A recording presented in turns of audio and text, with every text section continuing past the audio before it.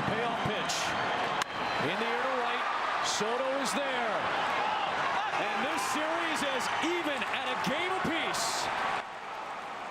The Padres powered to a Game 2 win in Los Angeles to even the series against the Dodgers. And Game 3 is here in San Diego on Friday night.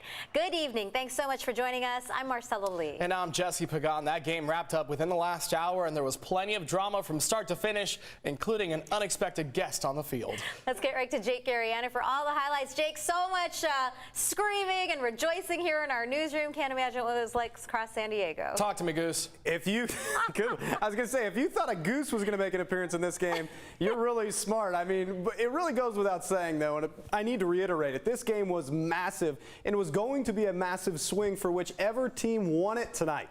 Let's get right to the action. Padres trying to force that series split on the road in Los Angeles. A quick start for the Friars off future Hall of Famer Clayton Kershaw, the third batter of the game. Manny Machado turns one and smacks it deep down the left field line for a 1-0 lead. Here's a key moment in the bottom of the sixth. Padres up one. Dodgers have runners at the corners with no outs, and Robert Suarez would escape the jam unscathed. A strikeout, and that 4-6-3 double play preserves the Padres lead. In the bottom of the eighth, here's your goose. It decided to land on the field, but what's it mean? Is it an omen? Is it a rally goose?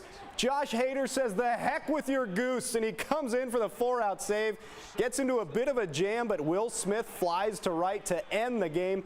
A mammoth win for the Padres, 5-3. They tie the series up at 1, and we are headed back to San Diego with the Padres in the driver's seat and Blake Snell on the bump tomorrow, you two. Quite the night. Very Friday. much needed. Friday, right? Not tomorrow. It is, yeah. Off day tomorrow. The team's going to come back down, and then they play Friday. Awesome, awesome. Thanks so much, Jake. All right. Now, Padres fans, of course, were on the edge of their seats watching the team play in that game and on the NLDS overall. But for some fans, this week is extra special. CBS 8's Jasmine Ramirez introduces us to some Padres super fans who are living up to the title. These are arguably the biggest Padres fans you will find. They put just about anyone's Padres collections to shame. Take a look. We've only seen about 160 some games this year. You might recognize Bob and Patty Cordero. We do not like the Dodgers because we do not like LA. It's in our DNA. We visited their home in Lakeside last year.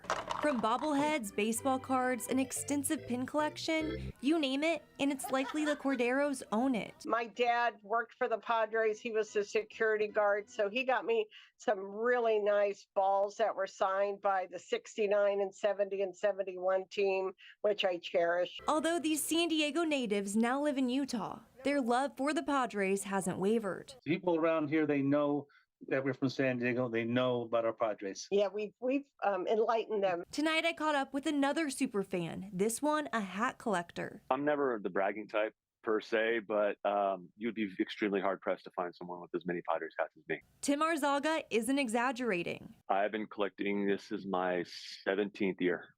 Okay, wow. And how many Padres hats do you have? I have over 1,000. Similar to Patty's story, Tim also grew up as a Padres fan thanks to his dad. A big part of my fandom too, I carry it especially because of my father. I did lose my father just over a year ago to COVID. Now his collection is a way to keep his dad's memory alive. Something I carry, just a piece of my dad with me, and very, very special. Of course, these super fans are thrilled to see the Padres have their first home game of the series that will be here this Friday at 5:37 p.m. Jasmine Ramirez, CBS 8.